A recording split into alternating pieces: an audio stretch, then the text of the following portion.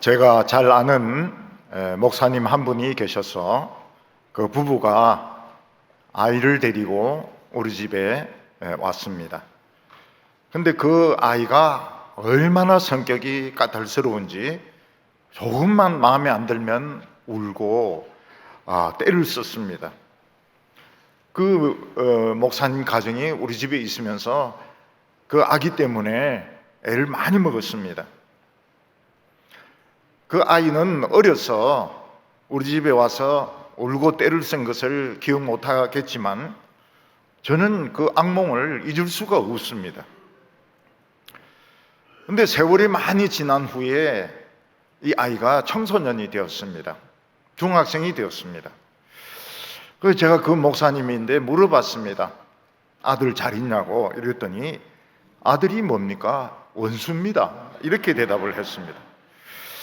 그래서 왜 원수가 되느냐 이러니까 이놈이 사춘기가 되어서 부모인데 막 대어들고 외모에만 관심을 가지고 목사 아들이 교회를 안 오려고 한다는 겁니다. 근데 이 애가 또 장점이 있습니다. 애가 이 청소년이 되면서 굉장히 잘생긴 거예요. 예. 그래서 어찌된 판인지 어디를 가든지 이 학생들이 따라오는 겁니다. 그래서 얘는 지가 교회를 오기 싫어서 그렇지 전도가 필요가 없습니다. 왜냐하면 얘가 교회 오면은 이 학생들이 교회까지 따라 들어와요. 예. 어떤 그 중학생은 제가 잘 아는 그 자매님의 아들이었습니다. 중학생이길래 이 제 아들입니다 이러면서 소개할 때 제가 그랬습니다. 너희 엄마 처녀 때 참 이뻤다 그렇게 이야기했습니다. 그랬더니 그 애가 뭐라고 말하는가? 제발 웃기는 소리 하지 마세요. 그래서 제가 그 자매에게 아니 저놈은 엄마가 예뻤다 그러면 좋아할 것이지 왜 웃기는 소리 하지 말라고 그렇게 대답하느냐 이렇게 물어보니까 제가 사춘기라서 그래요. 지금 저하고 냉전 중이거든요. 몽고 북쪽으로 올라가면 그 유목민들이 있습니다. 굉장히 추운 데서 양을 치는 그런 유목민들이 있는데 그 양이 있으니까 또 늑대들이 있습니다.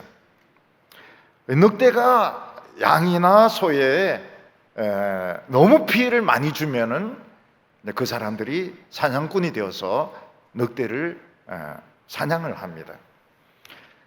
그래서 그 유목민의 집에는 모든 집에 늑대 그 가죽이 이렇게 걸려 있습니다. 자기들이 잡은 사냥한 늑대를 가죽을 벗겨가지고 이렇게 걸쳐 놓는데 그게 아마 자랑인 것 같아요. 근데 모든 늑대를 다 잡지는 않습니다. 왜냐하면 늑대가 주로 약한 양을 잡아먹는데 약한 양을 잡아먹어야 된다는 거예요. 그렇지 않고 약한 양, 튼튼한 양 같이 있으면은 전염병이 퍼져가지고 다 죽는다는 겁니다. 그래서 늑대가 있어야 된다는 거예요. 그렇지만은 피해가 너무 심하고 늑대 숫자가 많으면은 자기들이 이제 총을 가지고 말을 타고 가가지고 늑대 사냥을 하는 것입니다.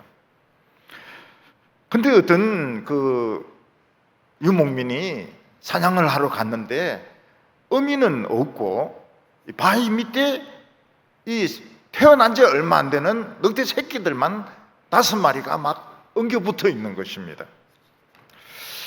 그래서 이 사냥꾼은 고민을 했습니다. 이 새끼들을 죽일까 말까 이러다가 너무 불쌍하니까 집에 데리고 가서 키우기로 한 겁니다. 늑대 새끼들이 강아지하고 똑같이 생겼어요. 그래서 아이들과도 잘 놀고 주인 말도 잘 듣고 애들도 졸졸졸졸 따라다닙니다. 그래서 이 늑대 새끼하고 애들하고는 정이 듬뿍 들게 된 겁니다. 근데 이 늑대가 몇 달 지나니까 늑대의 모습이 나오기 시작해요. 주둥이가 튀어나오고 눈이 파랗게 변합니다. 그리고 달만 보면 우우 이러면서 이제 우는 거예요. 예.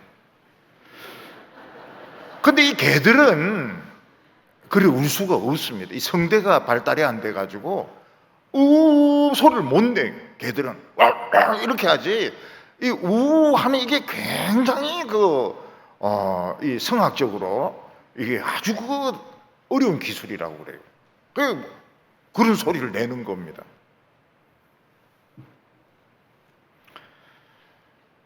전 세계에서 개들 중에서 우우 할 수 있는 개는 다 한 종류 있습니다. 호주에 있는데 천연기념물로 보호되고 있습니다. 네. 그 소리 때문에 딴 개들은 그 소리를 못 내요. 늑대만 이제 그 소리를 내는 겁니다. 근데 이 개들이 낮에는 그렇게 주인의 애들하고 놀고 막 이러다가 밤 되면 딱 변하는 거예요. 그래서 우리를 뛰쳐나가가지고 양을 잡아먹고 어떤 데는 소도 잡아먹고 밤만 되면 늑대의 본성이 나오는 겁니다. 낮에는 여전히 막 주인에게 와서 막 비비고 애들하고 같이 막 목을 끌안고 놀고 이러는데 밤만 되면 변하는 겁니다. 주인이 굉장히 고민을 했습니다. 그리고 내린 결론이 뭔가 하면 늑대는 역시 늑대다. 가축이 될 수 없다. 그러면서 이 주인이 울면서 이 늑대 5마리를 쏘아 죽입니다. 근데 늑대들이 이해를 못하는 거예요. 우리는 주인을 너무 사랑하고 애들하고도 너무 정이 들었는데 왜 우리를 총으로 쏘아 죽일까? 모르면서 죽어요. 그 늑대가 사춘기를 지나면서 자신의 정체성을 찾은 겁니다. 눈이 파랗게 되고 주둥이가 나오고 달만 뜨면은 우 소리를 내고 그리고 뛰쳐나가가지고 양을 잡아 먹어야 되는 거예요. 이게 이제 늑대의 본성인 것입니다. 어른들은 청소년을 질풍노도의 시기라 이렇게 말하지 않습니까? 청소년이 있는 집에서는 전부 시한폭탄을 하나씩 끌어안고 살아가고 있는 것입니다. 미국 영화나 드라마 보면은 어렸을 때 애들이 얼마나 이쁜지 모릅니다. 금발 그리고 막 생긴 것도 이쁘고 말도 너무 잘 들어요.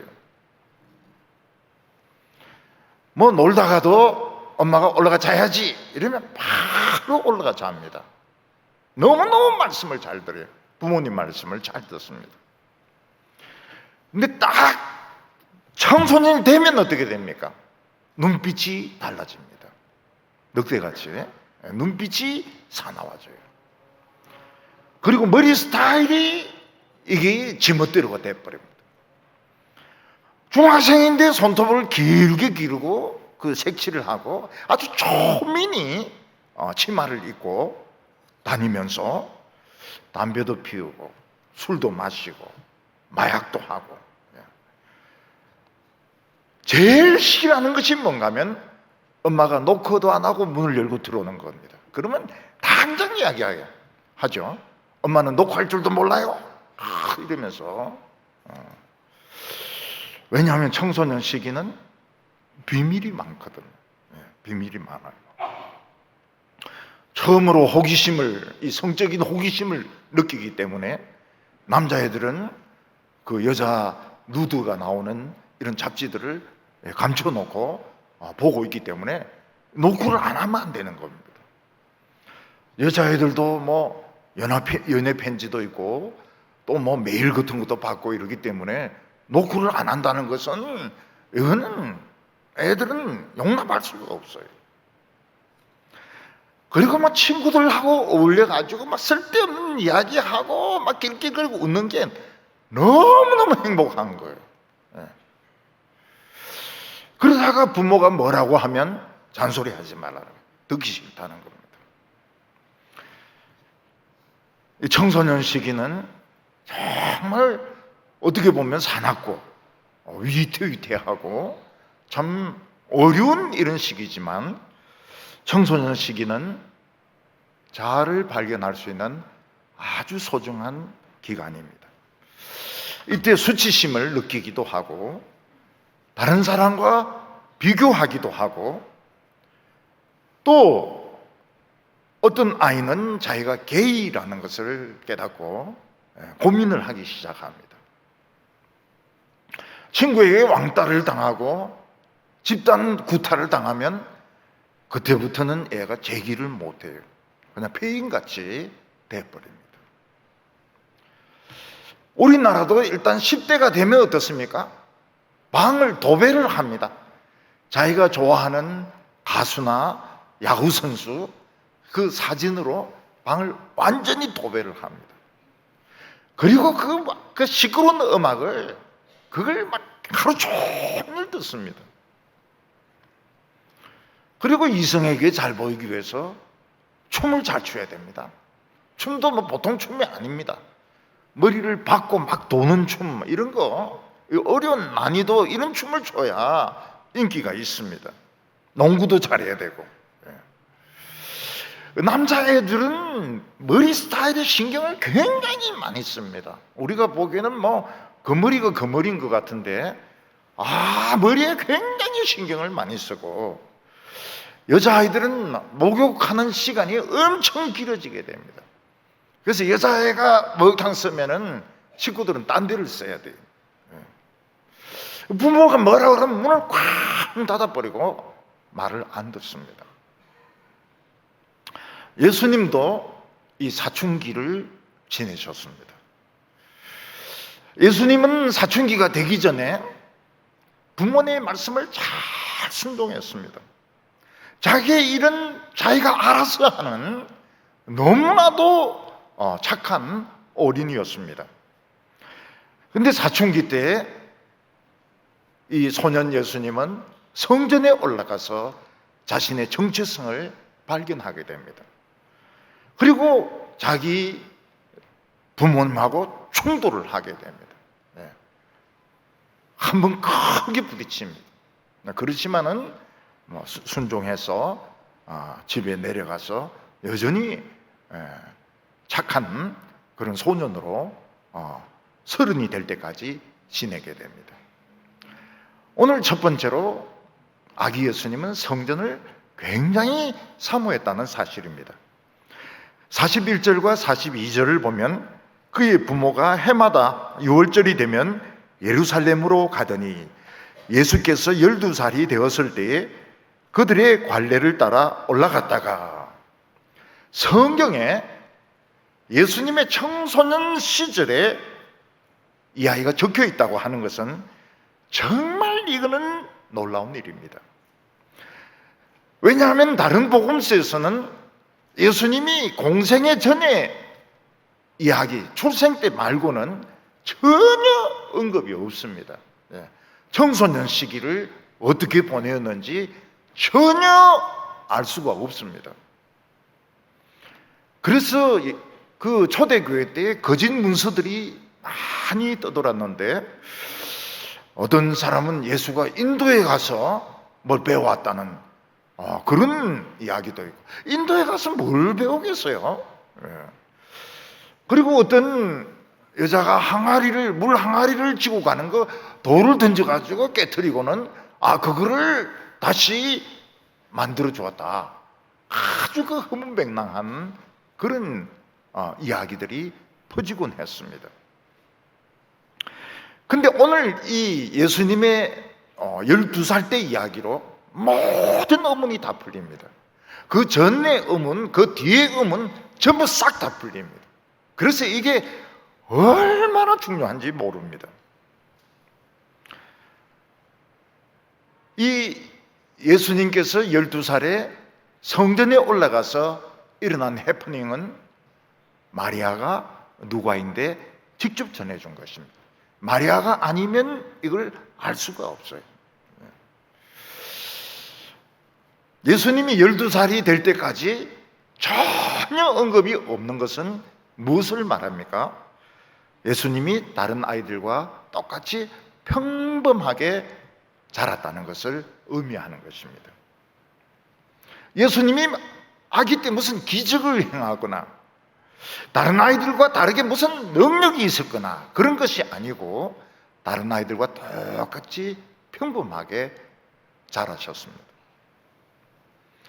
근데 예수님은 뭐 두드러지는 점 없이 평범했지만 두 가지 특징이 있었습니다. 그 하나가 무엇인가 하면 예수님은 어린 시절에도 죄를 짓지 않았다는 겁니다.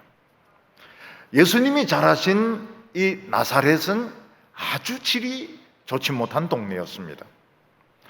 그러니까 아이나 어른 할 것 없이 입에 붙어 있는 것이 욕입니다. 욕. 그냥 욕으로 이야기하고 욕으로 이야기를 마치고, 그리고 남의 물건을 뺏고 여자를 괴롭히고 그냥 폭력으로 싸우고 또 죽이기도 하고 그런 것이 나사렛이었습니다.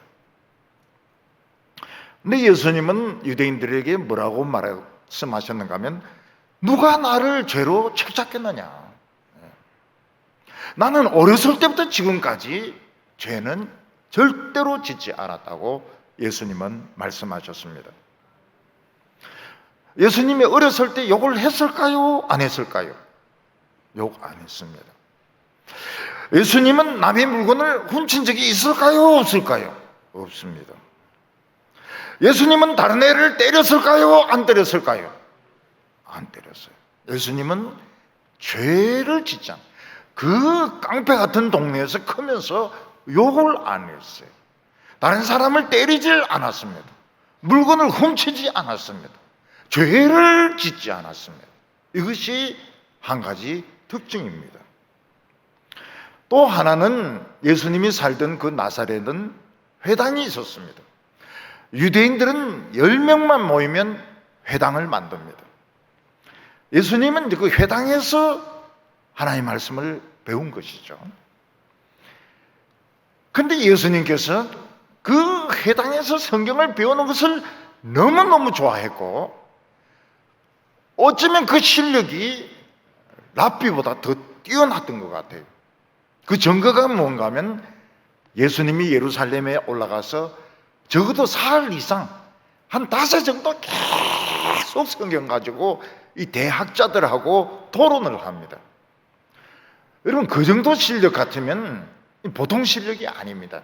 아무리 성경을 전공하고 성경 박사라 하더라도 며칠 동안 학자들을 상대로 해서 막 토론한다고 하는 것은, 이건 보통 실력이 아니면 불가능한 것입니다.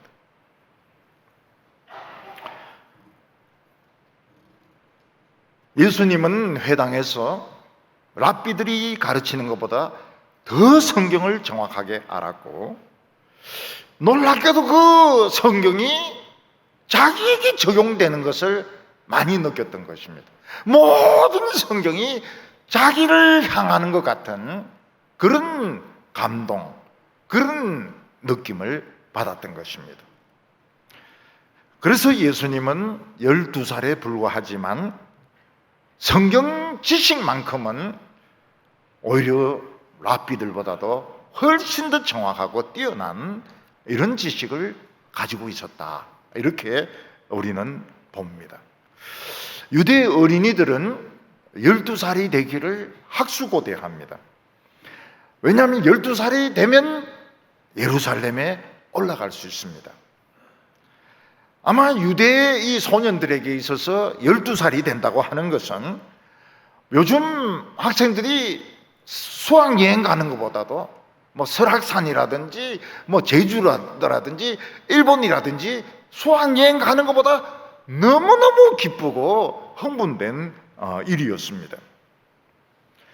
왜냐하면 예루살렘에 올라가는데 며칠 걸리는데 애들은 애들끼리 올라갑니다.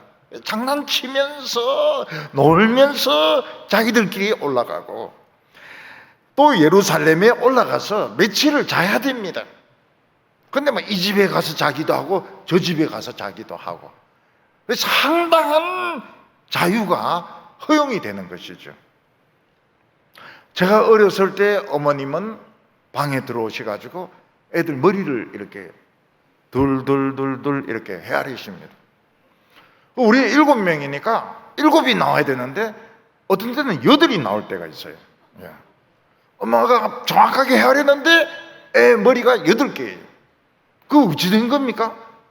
한 놈이 와가 자고 있는 거예요. 친구 한 놈 데리고 와가지고 같이 자고 있는 거예요. 예. 그 엄마는 숫자만 안 모자라면 되니까, 넘는 거는 괜찮으니까 안심하고 또 방에 가시고 그렇게 했습니다. 그러니까 이 12살 된 애들이 성전에 올라간다는 것은 완전히 자유를 만끽하는 것입니다. 올라가면서 자기들끼리 막 울려서 올라가면서 장난도 치고 이야기도 하고 가서 뭐 여관방에는 못 들어가니까요. 뭐 장막을 치면 이 집에 가서 자기도 하고 저 집에 가서 자기도 하고 또 성전을 또 막 구경도 하고 애들에게는 굉장히 기대가 되는 그런 12살이었던 것입니다. 근데 예수님은 다른 의미에서 이 성전에 올라가는 것을 굉장히 학수고대했습니다. 예수님은 회당에서 그 율법의 말씀을 배우면서 그 하나님의 말씀이 자기를 향하고 있고 내가 하나님의 아들이 아니냐 하는 이런 자의식이 자꾸 생겼던 것입니다. 소년 예수는 그 이야기를 랍비나 다른 사람에게 말할 수가 없었습니다. 왜냐하면 그런 이야기를 하면 저 정신이 돌았다, 귀신 들렸다, 과대망상증에 걸렸다 이런 소리를 할 거기 때문에 소년 예수는 아무인데도 말하지 못하고 부모도 그걸 몰랐어요. 그리고 그 성전을 사모하는 마음이 막 끌어올랐습니다. 성전이 내 아버지 집일지도 모른다. 나는 그 길을 가야 된다고. 그래서 다윗은 시편에서 뭐라고 말했는가 하면 주의 성전을 사모하는 열심이 나를 삼켜버렸다고 이야기를 하고 있습니다. 물론 다윗은 하나님의 성전을 너무너무 사모했습니다. 그러나 이것은 다윗의 입을 통해서 우리 예수님의 마음을 표현한 것입니다. 예수님은 너무너무 성전에 가고 싶었습니다. 왜냐하면 거기서 아버지를 만나고 싶었기 때문에. 성전은 아버지 집이기 때문에. 마치 다른 나라에 입양됐던 아이가 자기 생부를 찾게 돼서 한국으로 비행기 타고 옵니다. 그때 얼마나 가슴이 흥분되겠습니까? 내가 아버지 집에, 내가 어머니 집에 형제들을 만나러 간다. 바이올로지컬 마드 파드, 나에게 생부가 있다, 살아계신다. 굉장히 흥분이 되죠. 예수님께서는 성전이 아버지 집이다. 나는 거기 가서 아버지를 만나야 되겠다. 이런 마음으로 12살이 될 때까지, 6월절이 될 때까지 그 마음이 막 흥분되고 성전을 사모하는 마음이 끌어올랐던 것입니다. 우리는 전부 청소년 시기를 지냈습니다. 어린이들은 앞으로 지내야 되고요. 어른들은 청소년 시기를 다 지냈습니다. 청소년 시기를 지내면서 이성의 눈이 뜨기도 하고 또 친구를 사귀기도 하고 키가 커지기도 하고 그리고 내가 누군지 왜 살아야 되는지 이런 고민들을 하기도 합니다. 이 모든 청소년 사춘기의 문제는 성전에서 해결이 됩니다. 성전에서 하나님을 만남으로써 해결이 됩니다. 어떤 한 청소년이 있었는데 키가 너무 작아서 열등감이 심했습니다. 그리고 부모님은 두 분이 다 장애를 가지고 계셨습니다. 이 아이는 자기 키도 적지, 또 부모님은 다 장애를 가지고 계시지, 자신에 대한 정체성을 찾을 수가 없었습니다. 근데 우연히 이제 제가 하던 그 청소년 캠프를 소개받고 이 소년이 왔습니다.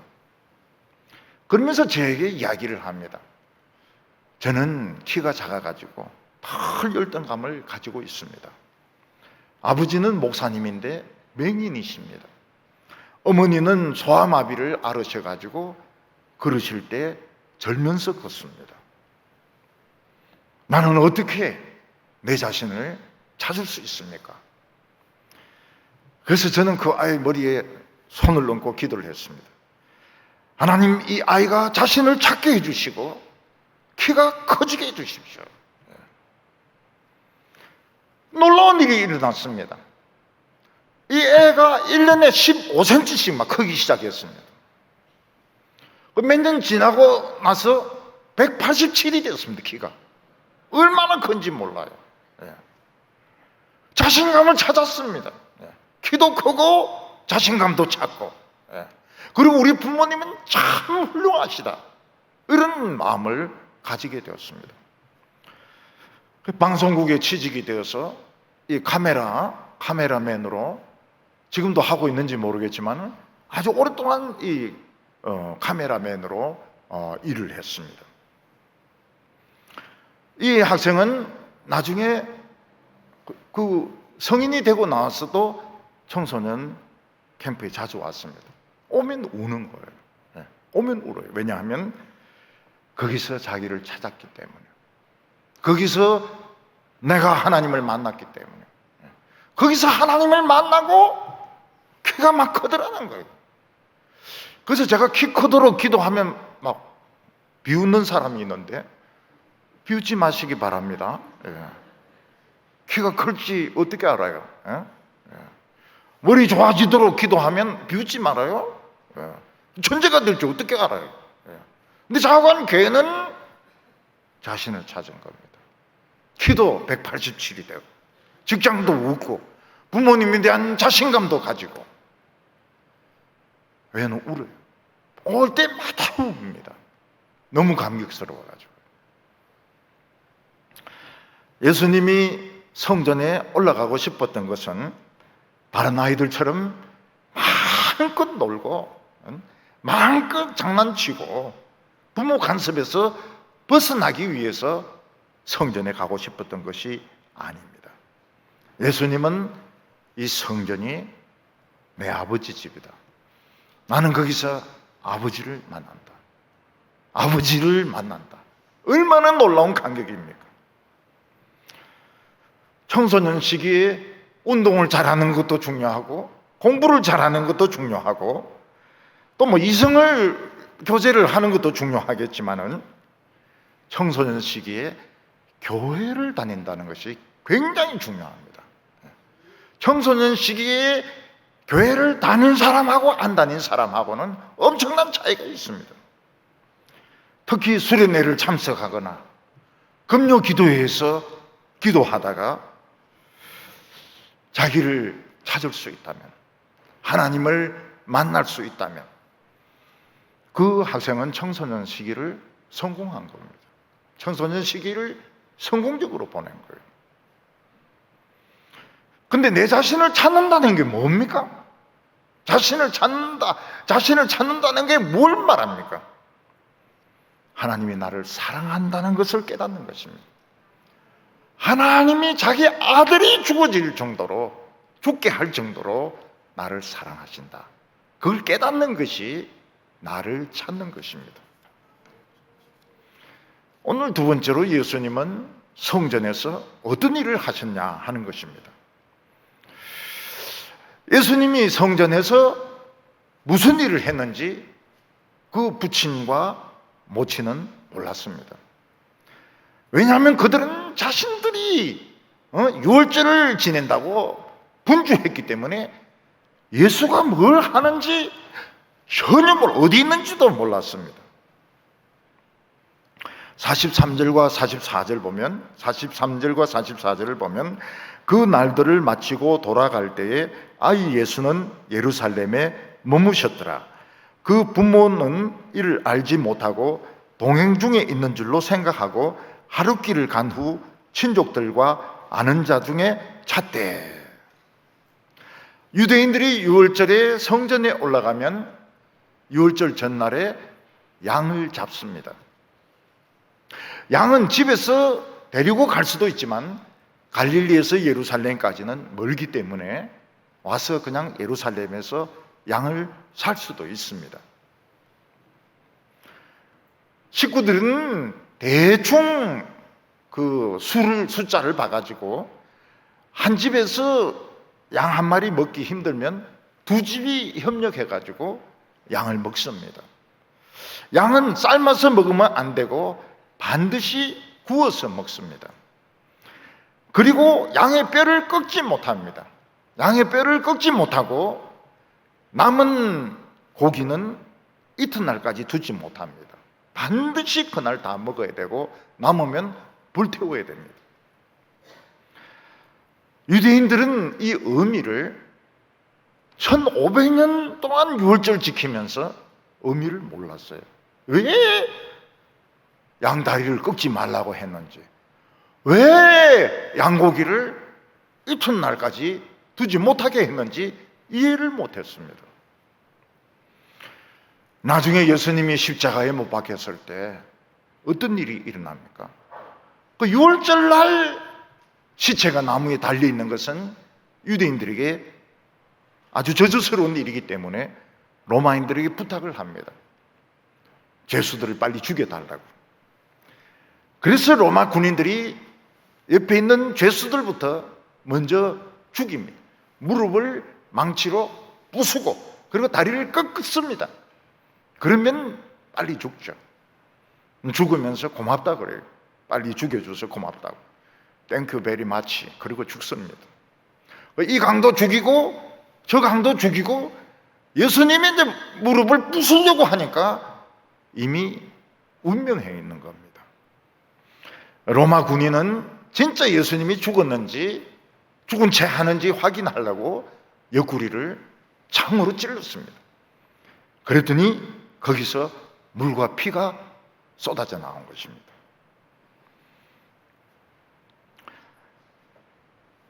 어떤 심장 전문의는 예수님의 옆구리에서 물과 피가 쏟아져 나온 것은 심장이 파열되어 있기 때문이다. 그렇게 이야기합니다. 왜냐하면 심장이 파열되지 않았더라면 피가 그리 쏟아지고 물이 쏟아질 리가 없는 겁니다. 예수님은 십자가 위에서 그 유대인들의 그 조롱하는 소리들, 그리고 그들이 너무 완고한 불신에 차서 예수님을 적대시하는 것을 보고 가슴이 너무너무 아팠던 것입니다. 그래서 예수님은 심장이 터져버렸어요. 그래서 피가 옆구리에 고이게 되고 물도 옆구리에 고이게 되고 창으로 찔렀을 때 결국은 물과 피가 쏟아진 겁니다. 예수님의 다리는 꺾지 못했습니다. 이미 돌아가셨기 때문에. 근데 그거를 1500년 전에 하나님은 예언을 하신 것입니다. 양의 다리를 꺾지 말라. 그리고 예수님은 부활하셔야 됩니다. 그래서 그의 살이 썩으면 안 돼요. 그의 살이 썩음을 허락지 아니하시고, 그래서 유월절 고기는 이튿날까지 두지 말라고 한 겁니다. 날이 더우면 상할 수가 있으니까요. 소년 예수는 성전에 들어와서 뭘 느꼈습니까? 경이감입니다. 경이감. 여기가 내 아버지 집이구나. 내가 아버지를 만나러 드디어 아버지 집에 왔구나. 아버지, 제가 왔습니다.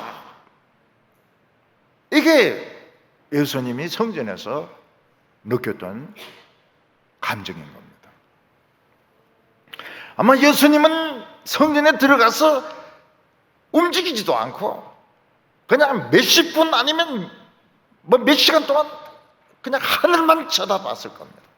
왜냐하면 아버지 집에 왔으니까, 아버지 품속에 돌아왔으니까.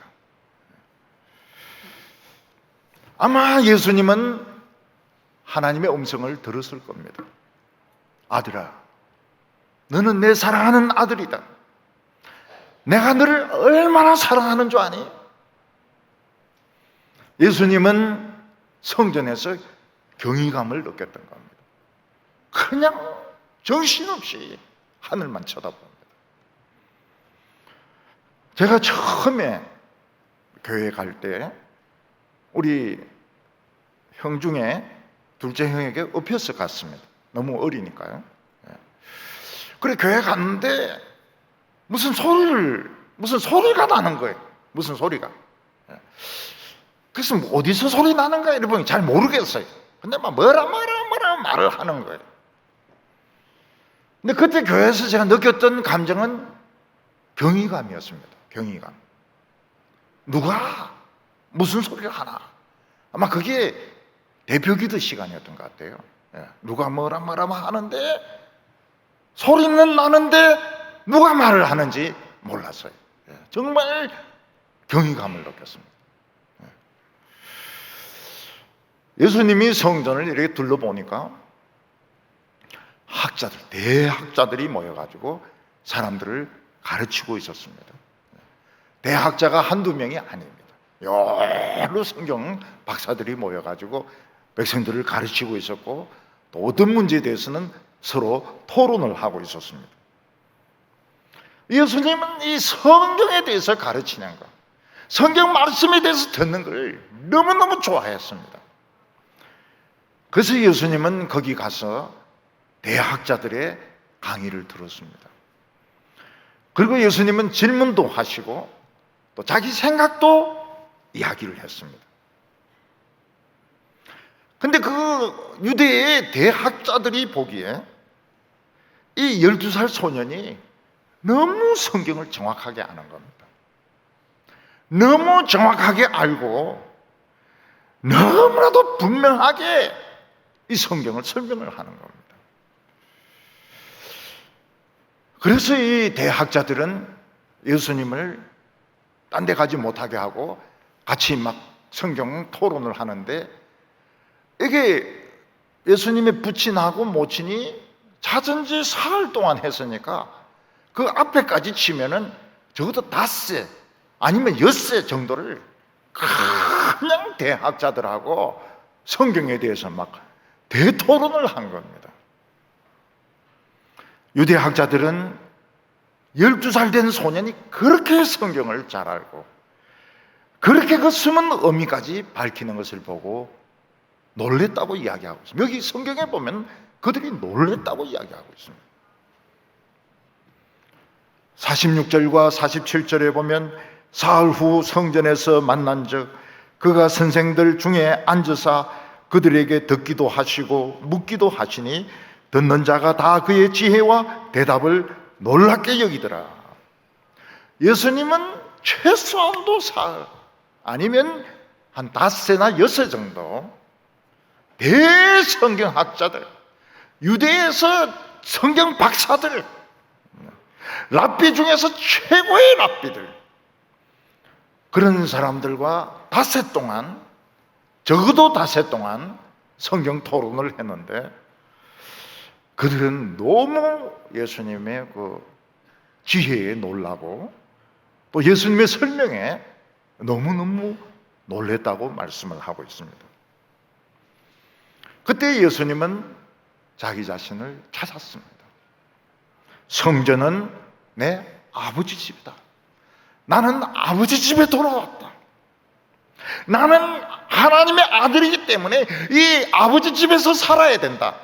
이런 의식을 분명히 가졌던 것입니다. 지금까지 살아온 나사렛은 내 집이 아니다. 거기는 입양된 집이고 그리고 나를 키워준 요셉과 마리아는 내 친부모가 아니다. 내 친부모는 이 성전에 계시는 하나님이다. 나는 더 이상 갈릴리로 가지 않겠다. 갈릴리로 갈 필요를 느끼지 않는다. 왜냐하면 아버지를 만났으니까, 아버지 집에 왔으니까 다시 거기에 갈 필요가 없는 겁니다. 예수님은 12살이지만 내 한평생 이 성전에 있으면서 하나님의 일을 하겠다. 사람들에게 성경을 가르치고 또 토론도 하고 질문도 받고 그러면서 나는 내 아버지 집에 있겠다.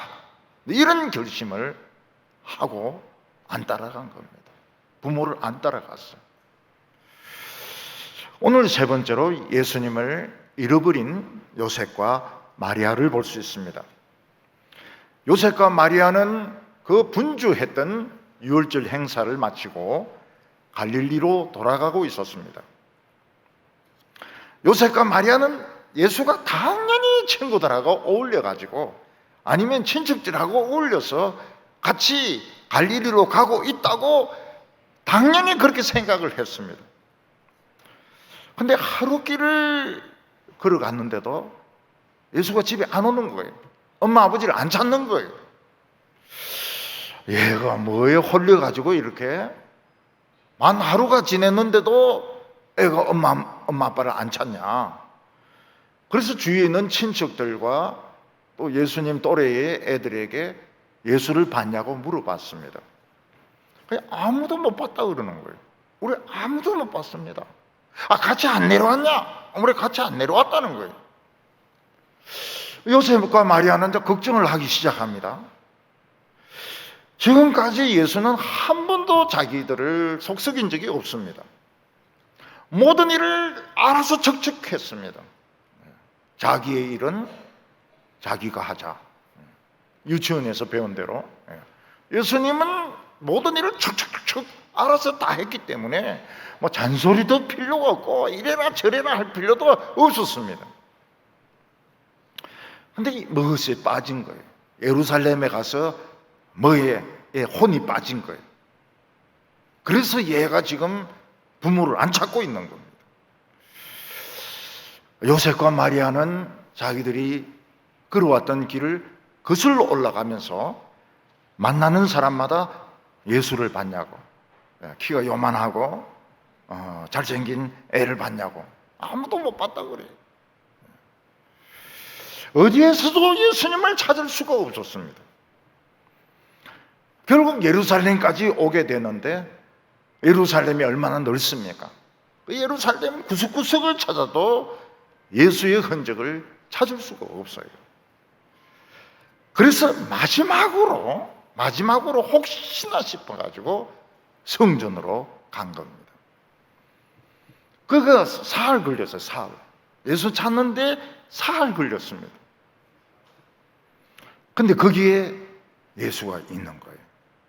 그리고 유대의 대학자들, 성경 박사들, 랍비 중에 최고의 랍비들하고 열띤 성경 이야기를 토론도 하고 질문도 받고 답변도 하고 이러면서 거기에 있는데 막 그 박사들이, 성경 박사들이 놀라는 거예요. 예수님의 해석에 한마디 한마디에 막 놀라는 거예요. 그럴 수밖에 없는 것이 유대인들은 구약 성경은 어려우니까 사람들이 이해하기 쉽도록 그게 살을 많이 붙였습니다. 탈무드라든지 살을 많이 붙였어요. 살을 많이 붙이니까 어떻게 됩니까? 성경의 원래 뜻은 없어지고 유대교는 성경하고 다른 종교가 되어버린 겁니다. 그러니까 기독교도 마찬가지입니다. 기독교도 처음에는 성경으로 출발하지만 시간이 지나면 처음 정신하고 완전히 다른 종교가 되어버리는 거예요. 유대교는 뭐가 됐습니까? 구약 성경이 아닙니다. 구약 성경이 아니고 박제가 된 그런 죽은 종교가 되어 있었던 것입니다. 박제가 된 곰이나 독수리를 보면 꼭 살아있는 것 같습니다. 금방 덤벼들 것 같지만 실제로는 죽어 있습니다.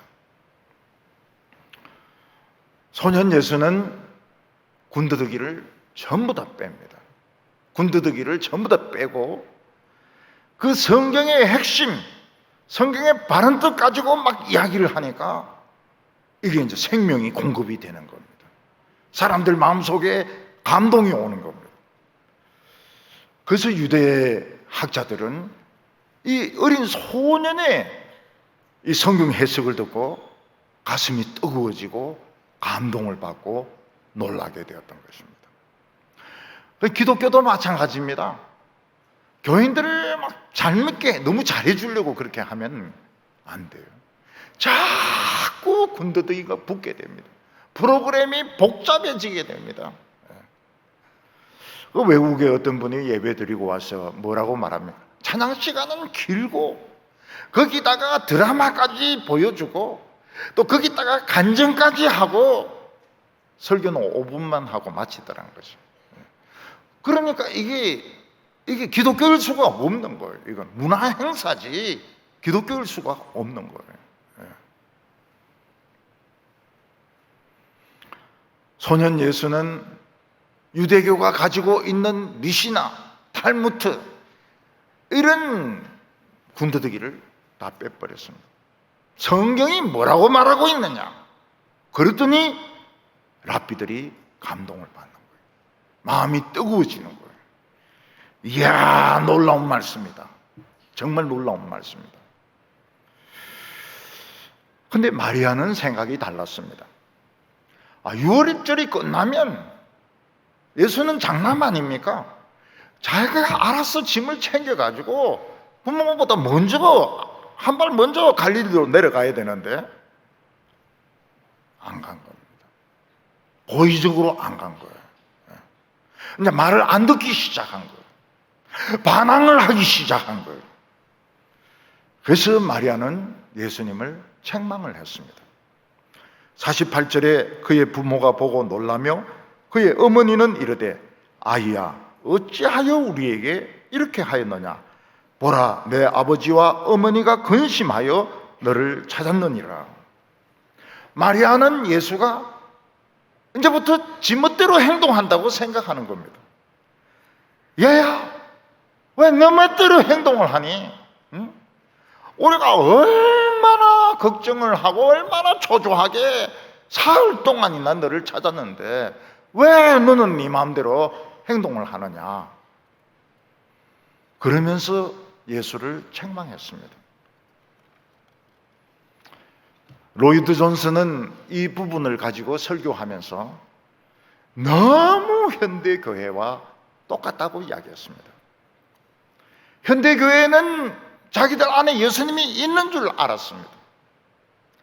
행사를 합니다. 부흥회를 합니다. 찬양 집회를 합니다. 뭐를 하는데 우리 가운데 어디 구석인가 예수님이 계실 것이다. 그들은 새로운 일을 만들기 위해서 새로운 미래를 개척하기 위해서 열심히 헌금을 모으고 일을 추진했습니다. 교회마다 예배드리고 열심히 선교하고 열심히 행사를 하면서 우리 안에 예수님이 계실 거다. 근데 실제로는 안 계신다는 겁니다. 실제로는 안 계신다는 겁니다. 요셉과 마리아가 한 것이 바로 그것이라는 겁니다. 그들은 유월절 행사를 한다고 유월절이 누구를 위한 절기인지 생각하지 않고 그냥 양을 사고 양을 죽이고 굽고 양고기 먹고 또 하나님께 제사 지내고 이러면서 예수님을 놓쳐버린 겁니다. 그러면서 집에 가면서 어딘가에 있겠지. 친구들하고 놀고 있겠지. 근데 예수님은 없었습니다. 로이드 존스 목사는 오늘 현대교회가 똑같다는 겁니다. 우리가 예배드리고 행사하고 회의를 하고 이렇게 할 때 뭐 당연히 예수님이 어디 계시겠지. 안 계신다는 거예요. 안 계신다는 거예요. 회의를 할 때 보면 인간의 소리가 많이 들립니다. 인간의 소리가 많이 들리고 예배 드릴 때도 보면 막 인간을 죽게 세우고 성경은 전혀 말을 안 하고 막 우스운 이야기만 잔뜩 하고 얼마나 웃기는지 저도 웃습니다. 저도 진짜 웃겨요. 그러니까 그 현장에 있는 사람들은 얼마나 좋아하겠습니까? 웃기니까. 근데 예수님이 없어요. 그 가운데 예수님이 없어요. 왜 예수님을 놓쳤습니까? 예수님을 중심에 모시지 않았기 때문입니다. 처음부터 자기들의 계획, 자기들의 생각, 이게 우선이었고, 예수님은 뭐 어디 놀고 있겠지, 뭐 따라오겠지, 이런 생각했다가 예수님을 놓쳐버린 것입니다. 예수님은 결심을 했습니다. 난 내 아버지 집에 살리라. 내 아버지 집에서 죽도록 성경 말씀을 연구하고 가르치면서 살겠다. 그런데 육신의 부모는 집에 가자는 거예요. 입양된 집으로 가자는 거예요. 51절에 예수께서 함께 내려가사 나사렛에 이르러 순종하여 받드시더라. 그 어머니는 이 모든 말을 마음에 두니라. 예수님은 성전에서 자신을 발견하고 아버지를 만났습니다. 이 내 집이 아버지 집이고 내 집이. 그렇지만은 하나님이 자기를 요셉과 마리아 집에 입양시킨 것은 이유가 있을 것이다. 나는 잘 모르지만은 내 생각으로는 그냥 성전에서 12살 때부터 하나님을 하면은 얼마나 좋겠습니까? 그렇지만은 뭔가 내가 모르는 하나님의 뜻이 있을 것이다. 그래서 부모를 따라서 갈릴리 나사렛으로 돌아갑니다. 그리고 예수님은 다시 평범한, 정말 평범한 삶을 살게 됩니다. 그러니까 예수님이 젊었을 때 뭘 하셨느냐? 한마디로 평범입니다. 평범하고 순종하시고 갈릴리 나사렛에 계시고 뭐 인도나 어디 막 돌아다니면서 이상한 일 한 것이 아니고 굉장히 평범하게 순종하는 것입니다. 나이 30이 될 때까지. 옛날에 나이 30은 늙어가는 나이거든요. 그런데 그때까지 기다리셨습니다. 왜냐하면 하나님의 뜻이 있을 것이다. 근데 마리아는 이걸 마음에 둡니다. 가슴에 기억을 해둬요. 왜냐하면 참 너무나도 이상한 일이기 때문에. 그러다가 이제 마리아가 늙었을 때 누가가 찾아오게 됩니다. 누가가 찾아오게 됩니다. 마리아가 어디에 있습니까? 에베소에서 요한과 같이 있게 됩니다. 그때 누가가 찾아와 가지고 여러 가지로 묻는데 이런 일이 있었던 것이 생각이 나는 겁니다. 이게 기록이 돼 있으니까 그 없어진 고리가 완전히 연결되는 겁니다. 사람들이 지어내서 하는 말은 전부 거짓말입니다. 예수님은 평범하셨어요. 평범하게 사셨습니다. 52절에 예수는 지혜와 키가 자라가며 하나님과 사람에게 사랑스러워 가시더라. 예수님의 지혜가 완전한 지혜가 아니었습니다.